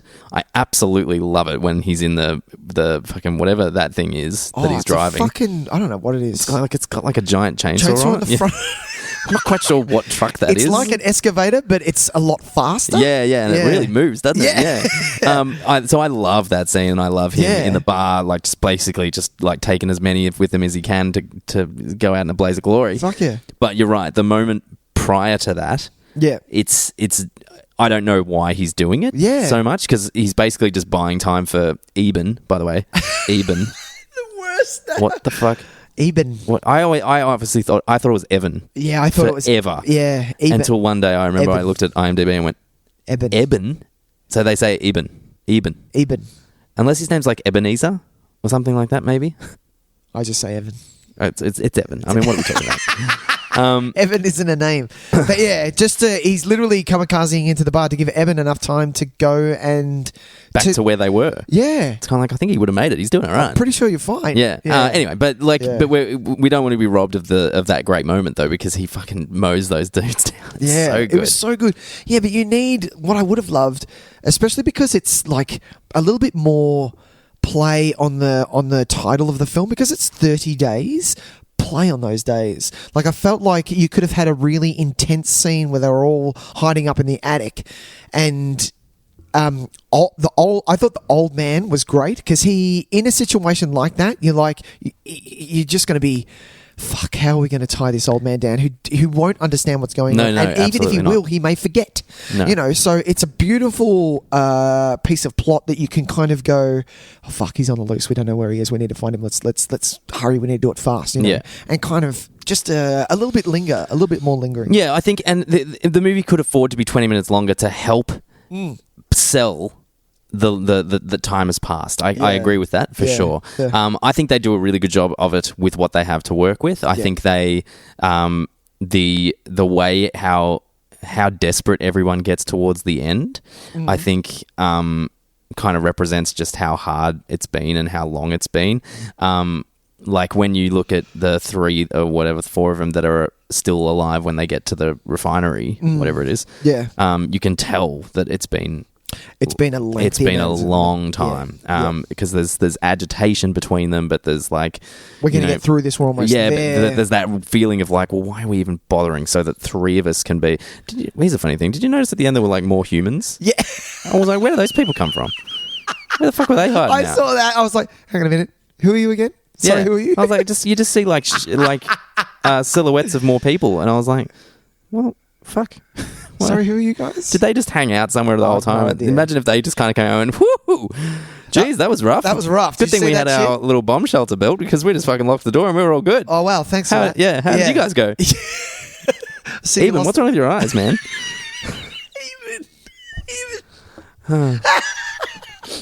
Even.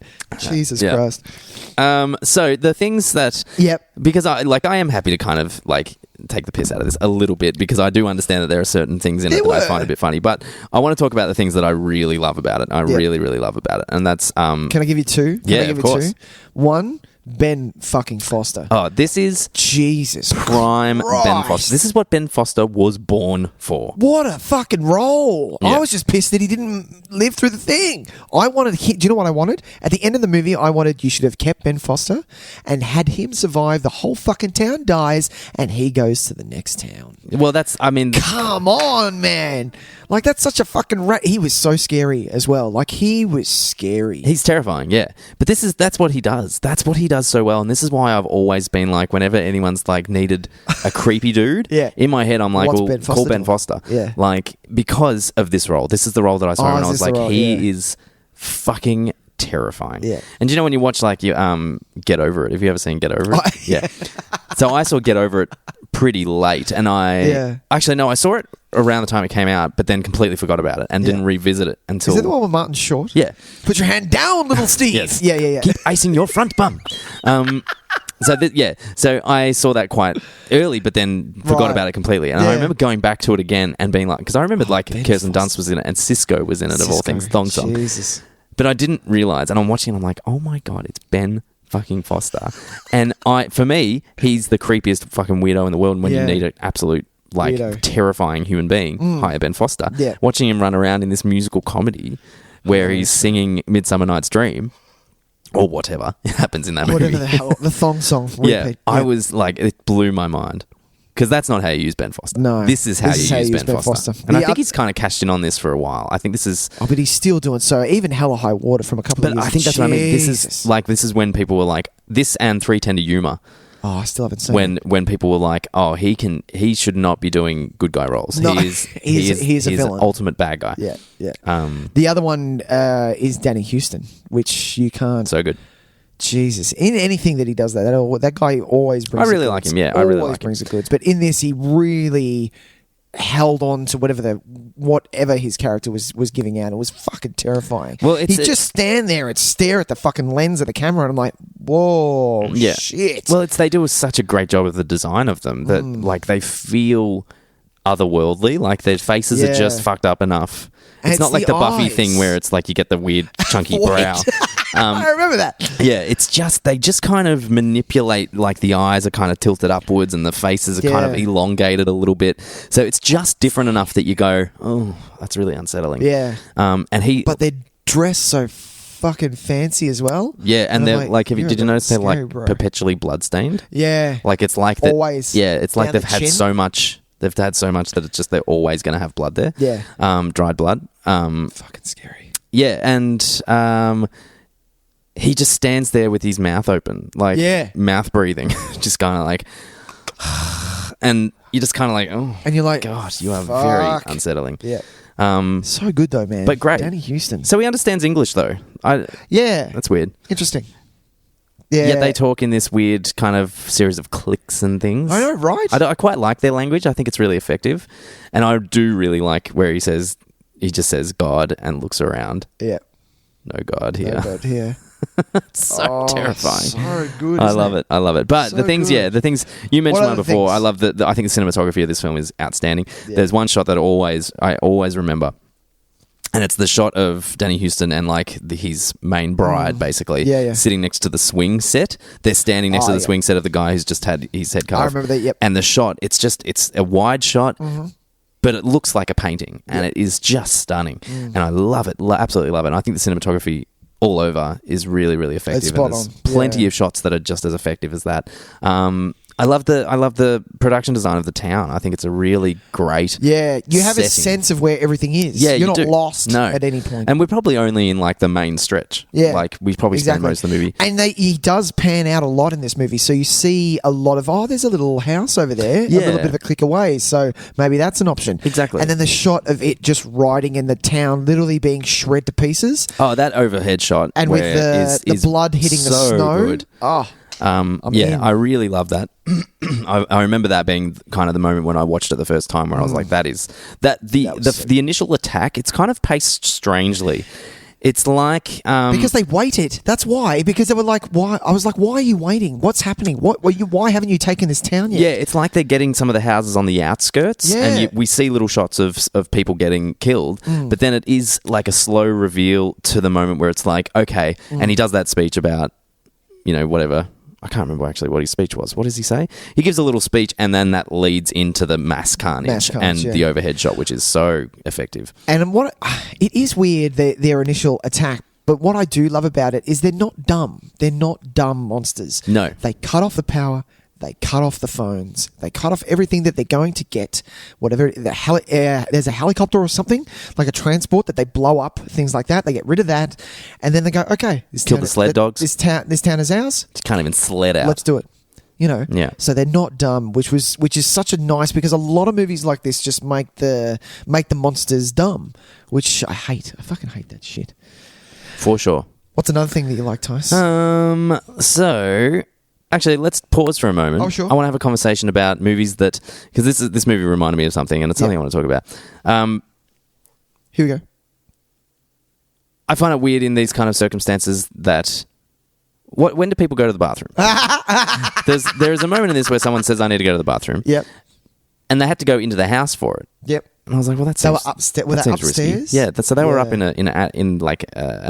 Yeah. And they had to come down to the bathroom. Yeah. This is one of those movies where people are in an isolated situation, and at no point is there a mention of, or we as an audience, we just have to forgive the fact that, no, it's all right. For this period of time, everyone just found a way to go to the toilet, and it'd be totally cool. And it's fine. 100% fine. There are movies like this. Same as like, what is it? It's not Don't Breathe. It's the other one that had to be quiet. Quiet Place. Quiet Place. Right. When did they pee? Do you know whenever I watch a movie and it's like a main character has been locked up for a day or something? Yeah. I'm just like, is there a pile of piss and shit on the floor? I reckon there would be. 10 Cloverfield Lane. Oh, well, I assume they had a toilet. Isn't there a weird bit where he stands by the toilet and it's kind of unsettling? I feel like there was a moment in that. That's such a great movie. Yeah. Jesus Christ. But like when you even think of like a Rambo movie where, or like Lethal Weapon. How about Lethal Weapon where he's been hung up on that thing and they're electrocuting him? You're telling me he hasn't shat his pants at least twice? No way. Or just come out and just pissed all over. Hey, cop this, man. I was holding on to this for like 2 hours. There needs to be a moment in these movies. Like, if you want to talk about like showing like realism of action movies and stuff like that, like where somebody gets released from that situation and the first thing they do is they get them on the ground and they're just like, oh, okay, we're gonna, and instead of it being like, we're gonna look after you, we're going to get you some new pants. Like right now, we're taking these pants off. We're going to hose you down because you're covered in piss and shit, and then we're going to put you in some trackies, and then we're going to get out of here. That's disgusting. I just want some realism in my movies, man. Oh dear. I like it. I like it a lot. How good is the hero shot at the end of this movie where Josh Hartnett throws the hood on and the drum beat starts and it pans out. It's fucking badass, man. Hero shot. He just comes out and just beats the shit out of everyone. Gung, gung. Yeah. Gung, gung. And it's just walking towards them and I'm like, go fucking get some shit done. It's a shame that I know why, like the fight is designed in a way that he doesn't understand his power, so he's a bit like a baby deer. On the first day. Yeah, exactly. There you go. That's a good example. And Danny Houston is just overwhelmed. Well, doesn't know how to fight him because he's just randomly kind of like throwing punches and falling over him and all that kind of stuff. So I understand why the fight isn't exactly like cool. But God, that moment where he walks out is just so good. It's such an effective moment. Such a good moment. And considering how far we've gone, there's like, I love the sacrifice. I love the choice that he makes. Oh, do you? Yeah, I really like that. I did like that. I did. I wasn't very attached though. Okay. Yeah, I wanted, and this is going back to wanting just a little bit more of those scenes where you felt the 30 days, where, you know, a little bit more conversation between everyone, especially him and the brother, or him and Melissa George, who we haven't talked about yet, but we'll get to her. Yep. But yeah, just to have us get to know them a little better, like finding out, because we never actually find out what happened between him and Melissa George, did we?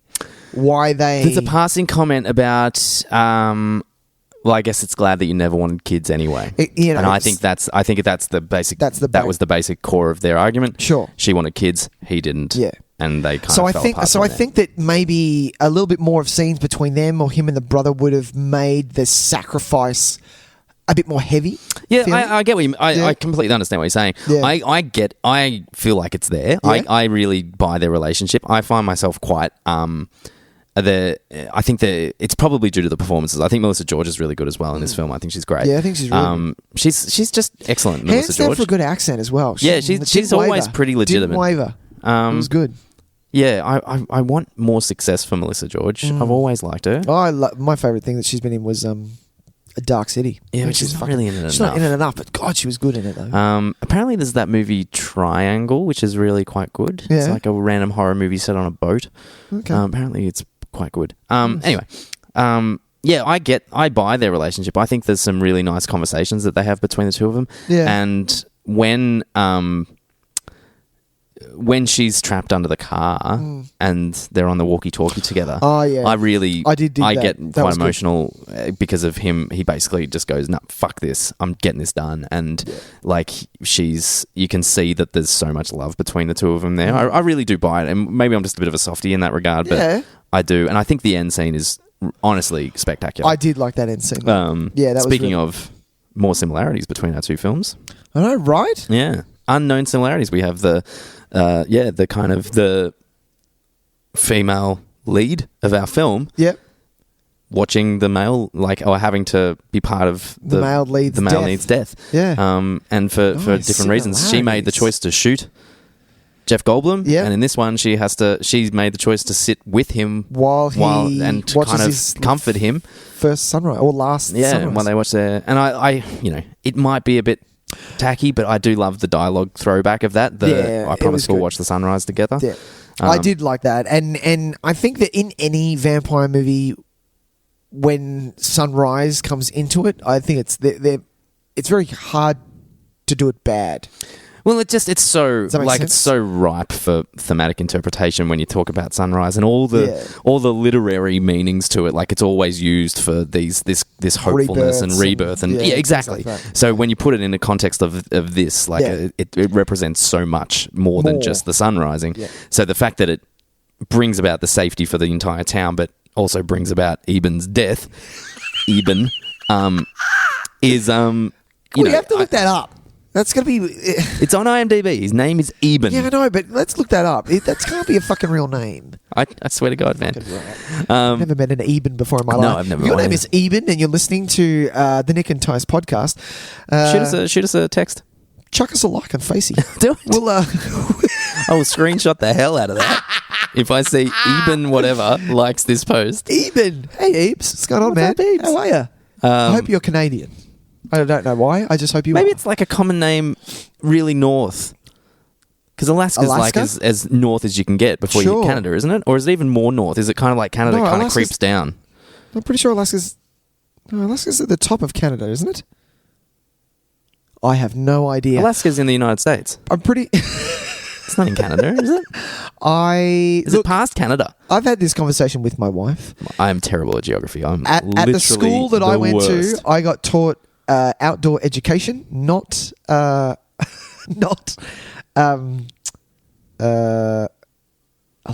Here, isn't this it here?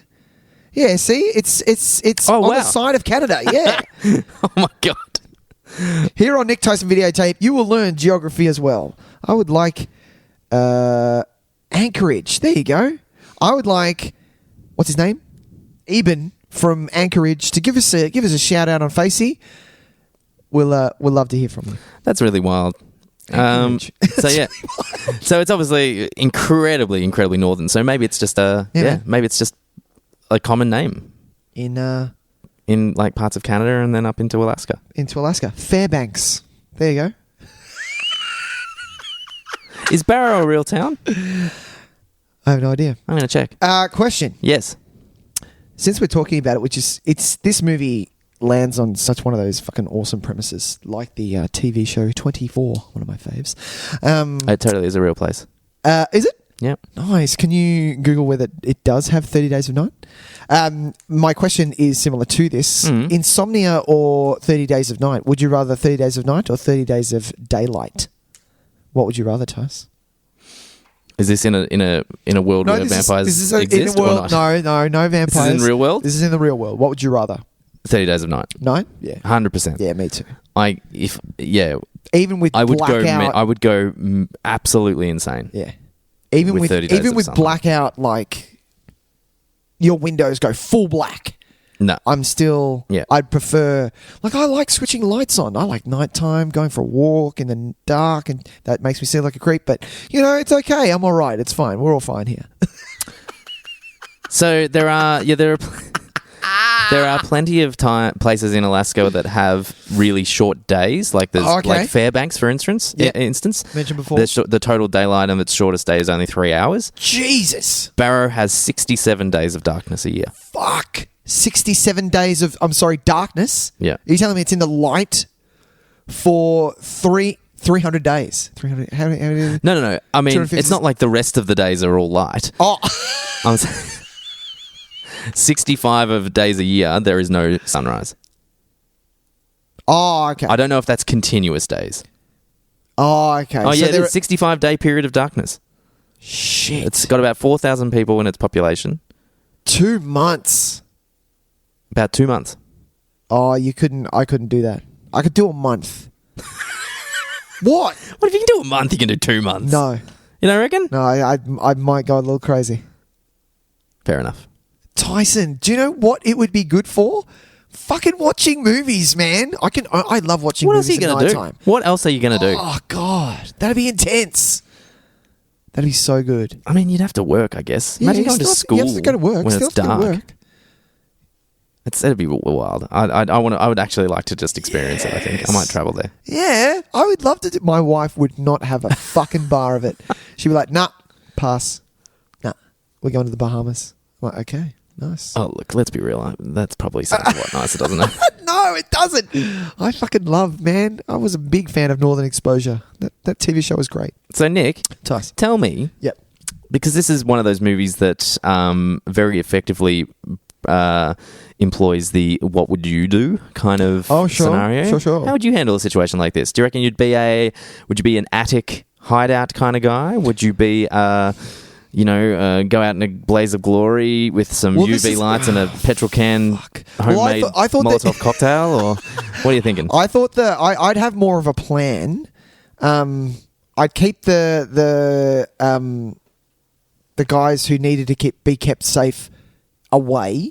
Try and get them as far as possible to that house on the outskirts or whatever, hidden in their basement. Yep. But I'd try and pick a few off.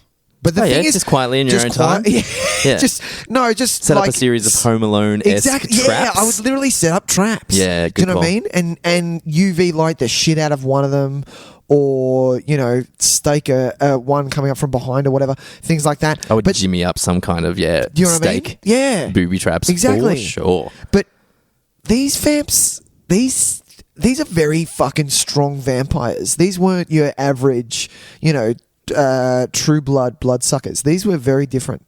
So they seemed like when Josh Hartnett.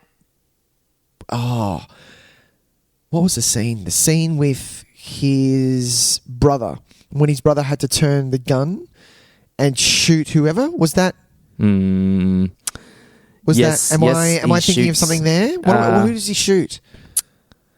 He shoots the one in the refinery, the bald one, doesn't he? No. That's right. And he says, are you going to be able to do this again? Because if you can, great. But if you can't, give me the gun. No, you're right. Yeah. Do you know what I mean? Well, he beheads the girl. That's the little right. girl. That's right. That's right. So, yeah. So, I think... So, yeah, they seem a lot stronger. So, maybe, yeah, I'd try and pick off a few just to thin out the herd. And then I'd probably go out guns blazing. If it got to, like, day 18... I'd hang about. You'd hang about? I reckon I could be really quiet. Oh, fuck yeah. I could probably sleep it out. Let's be honest. I reckon I could probably. You have to just shit, put me to sleep. Yeah, but I'll just shit where I am. Like I'd actually prefer to be with maybe just one other person. Oh, really? And just bunker in. And just be like, okay, look, we're gonna have to. It's gonna get gross. I'm just putting it out there. Look, you're gonna smell my farts. Yeah, you're gonna smell all kinds of gnarly shit. It's gonna be messed up, and that's cool because at the end of it, I can promise you this. I'm not going to make a fucking peep. I'm not going to do anything stupid. Yeah. I'm not going to try and... I'm not going to go, which I had gripes with, the fact that Melissa George went out to save that small little girl. And I have a son and that's all well and good. But Jesus Christ, at this point, because they were literally, I'm pretty sure, a week away or 2 days and away. Also, they already knew that they were doing the trick with the bait. Exactly. Because they didn't fall for it the last time. They knew that they send people out for bait. It's bait. Yeah. So I was like... No, I see what you're doing. No. Yeah, exactly. So, yeah, it's a hard pass. So I'm not the type to land or fall for that type of trap. It's funny how often we've talked about what we'd do about shitting when we talk about these circumstances. Yeah. So we're talking the important things here. Yeah. We're less. I like how we haven't mentioned once about what we would do to eat.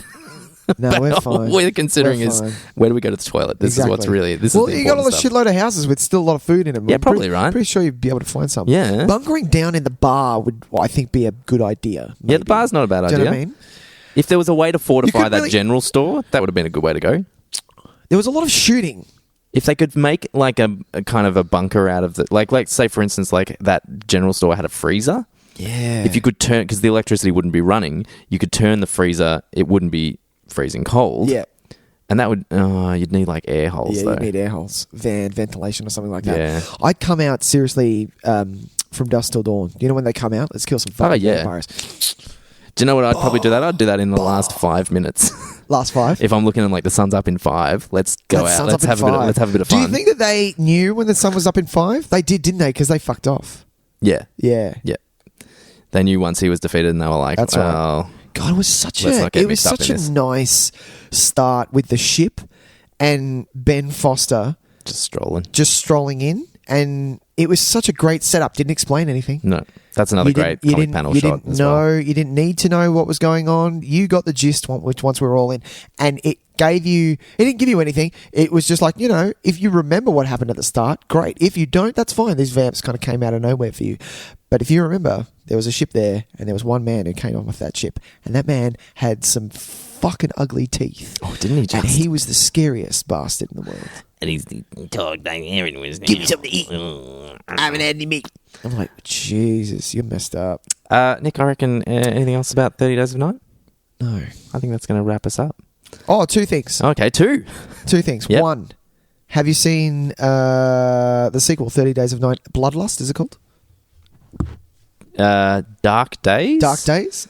I don't know. There was Is there 2? There were television series or like web series or something. Okay. I can't remember which one is the actual movie sequel. No, I've seen the trailer for it. Whatever it's called, and it looks like the premise is kind of interesting. It's like the Melissa George character, played by a different actress now, basically goes around trying to expose vampires living in society. Oh. Okay. And she joins like a hunting party. It looked pretty crappy, to be honest. But it had the guy from it had, what's his name, Harold Perrineau from Romeo and Juliet. Yeah. Harold Perrineau. Yeah. I love him. Why hasn't he done more stuff, man? Trash.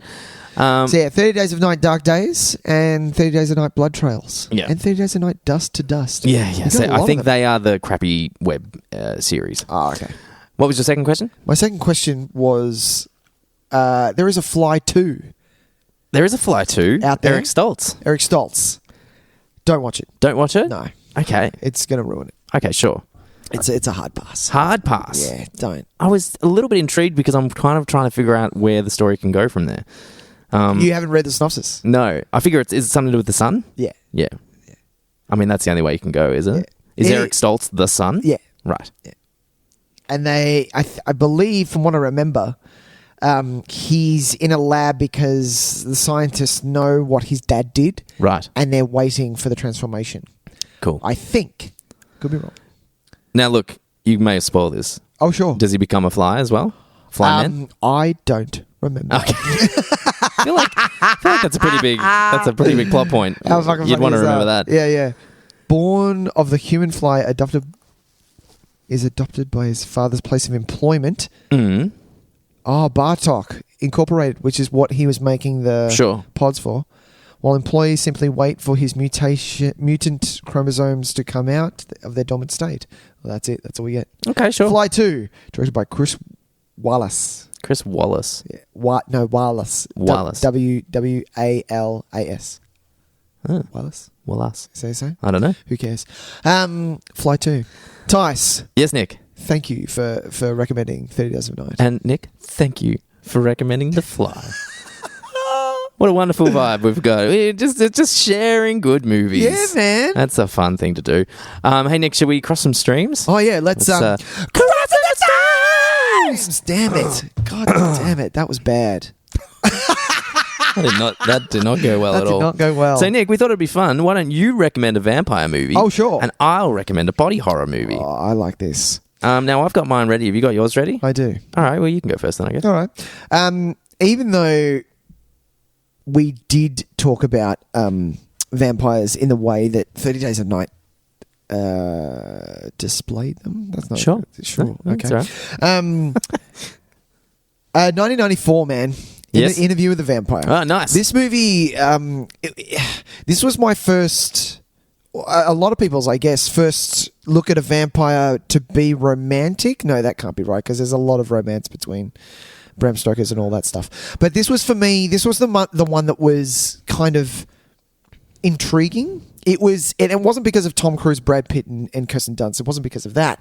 It was the fact that we saw, instead of a 2-week look at a vampire's life or a day in the life of the vampire sort of thing. No. We got through the chronicled ages of these vampires living. So it was such a great story. I haven't read any of the Anne Rice books. I'd love to give it a shot at one point. They're very interesting. There's a lot more lore? No, not necessarily more lore. There's a lot more like sexual references, basically. Okay, sure. It's a lot more like everybody's having sex with each other. Okay. Like it's all really like the movie kind of toys with these issues, but one of the things that vampirism brings is just this fluid sexuality. Sure. You get a lot. You felt a little bit of it because of Lestat's wanting of Louis. You could kind of tell that there was something a little bit in between them. And that runs through all the stories. Is that they're not just vampire life partners. Like they were partners. There's physical love there as well. Yeah. So they didn't really tap into it enough in the. I knew that was there, but they didn't tap into it enough for me. I'd love to see this movie remade. Bring on the Interview with the Vampire, the remake. Yeah, well, I guess you're not going to get almost got that in the set when we got Queen of the Damned, which was kind of because that was quite a while after Interview with the Vampire, and that's not a good movie. A lot of our friends are in that. Do you have a lot of friends who are in that movie? I don't know if they're my friends, but you do.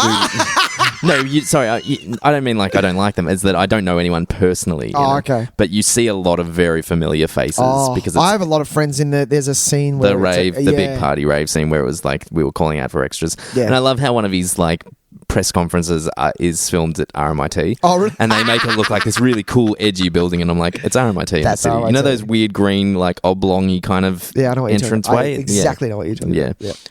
But I'm a big fan of this movie. Me and my brother used to put this on all the time. All the time? Just to have it playing in the background, to be honest. Especially like my brother would come out. I remember when I moved out of house, went to uni, and my brother had come over because our parents were divorcing at that point, so our home life wasn't that great. Sure. So he escaped to my house. Yeah, right. We just watched movies and played video games, and it was great. And yeah, he would put that on to fall asleep to. Oh, wow. Which is hilarious. Yeah. I can see that. It's a really It's a nice, It's a slow kind of and it has a dreamlike quality to a lot of it. So Exactly. I understand that. Yeah, for sure. And I think it's hands down. Probably.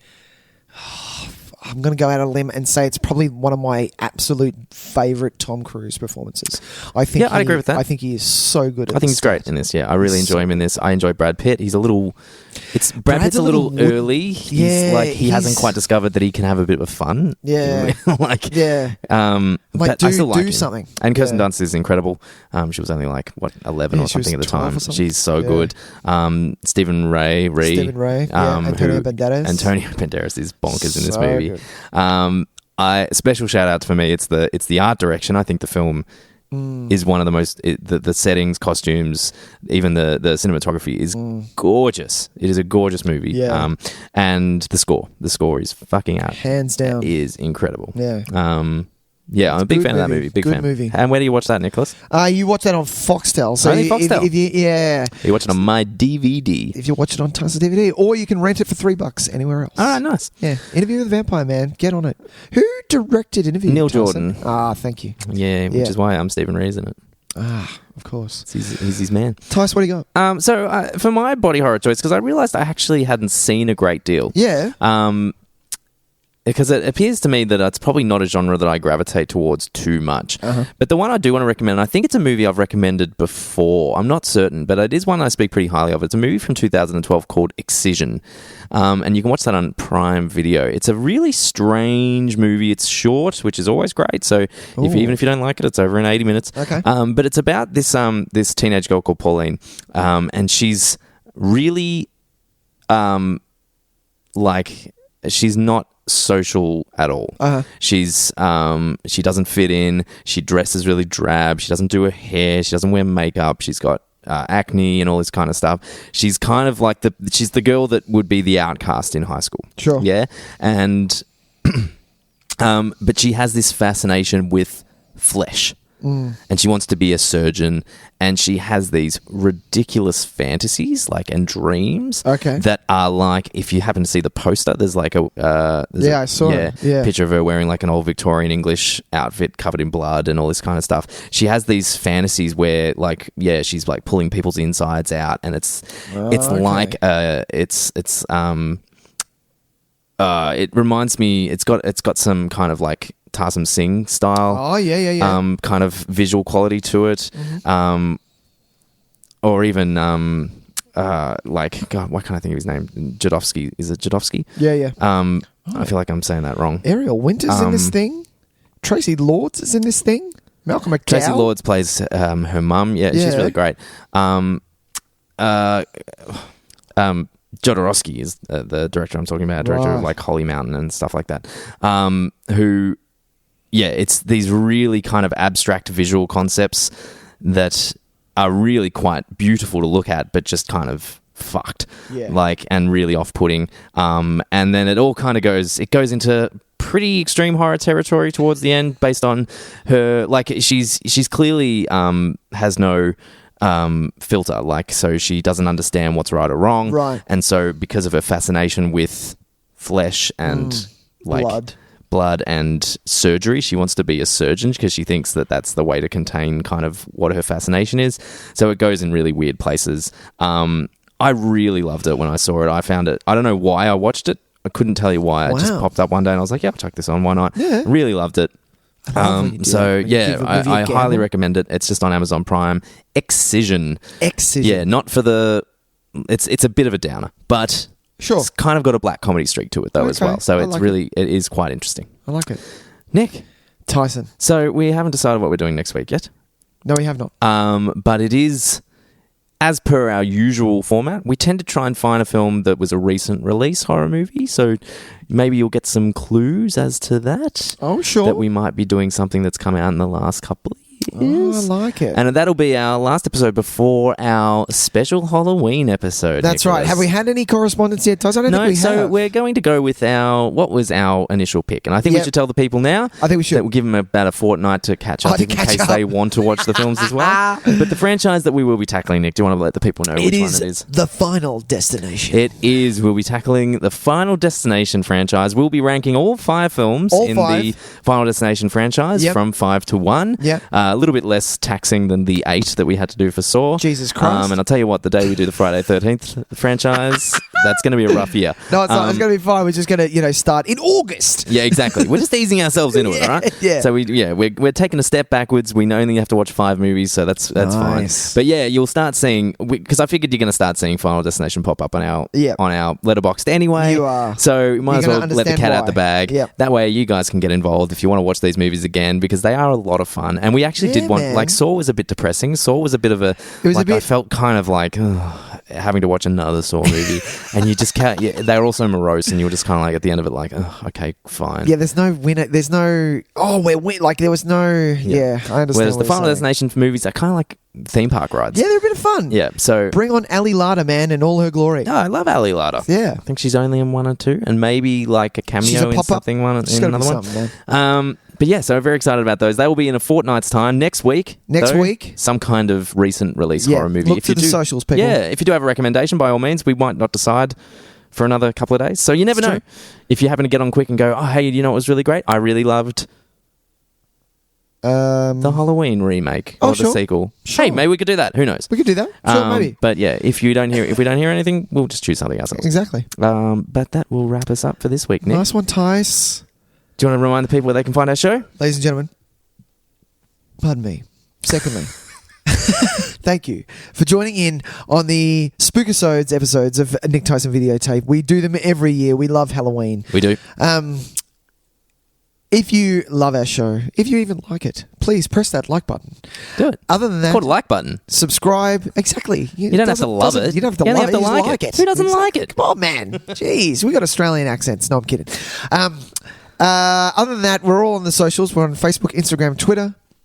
We've got an email account, and which is nicktysonvideotape@gmail.com, and we're all over Letterboxd. So jump on, download Letterboxd. It's for free.